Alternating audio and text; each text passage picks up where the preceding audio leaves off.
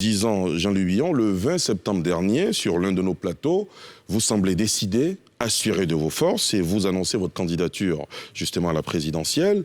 8 jours après, c'est-à-dire le mardi 28 septembre précisément, vous vous rendez à la résidence d'Henri Konan Bédié, vous déclarez être allé présenter vos excuses à l'ancien président ivoirien. La question est la suivante: est-ce qu'un candidat à la présidentielle, sûr de lui, va présenter ses excuses au président de son parti?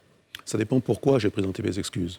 C'est que beaucoup de titrologues ont pensé que c'était des excuses par rapport à ma candidature. Il n'en était rien. C'est ce qui est rentré dans la mémoire collective. Oui, mais bon, il n'en était rien parce que il y a trop de titrologues en Côte d'Ivoire et ça, c'est quelque chose que je dénonce et que je regrette. Mais la raison pour laquelle je présentais les excuses, c'était pour dire je ne compte pas être président du PDCI ou bien dégager les anciens, comme certains sont allés raconter au président. Donc s'il y a eu cette interprétation, je le regrette, mais ce n'est pas du tout ça.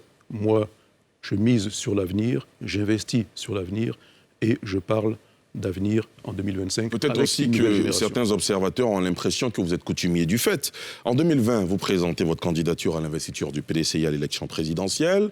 Vous la retirez en juin 2020 et apportez votre soutien au candidat désigné par le parti. Que feriez-vous si le scénario se reproduit en 2025 ? Il faut reprendre 2020. En 2020, je n'avais pas encore posé ma candidature.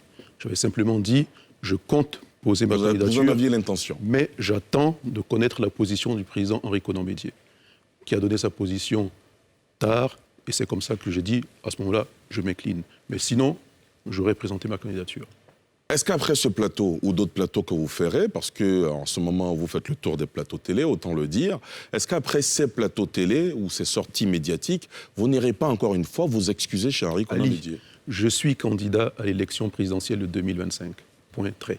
Un point très d'accord, mais il faut que vos actions parlent pour vous, Jean-Louis Billon. Est-ce que votre discours ne porte pas finalement la marque de la féodalité vis-à-vis d'Henri Konan Bédié ? Est-ce que vous vous sentez comme un obligé d'Henri Konan Bédié ?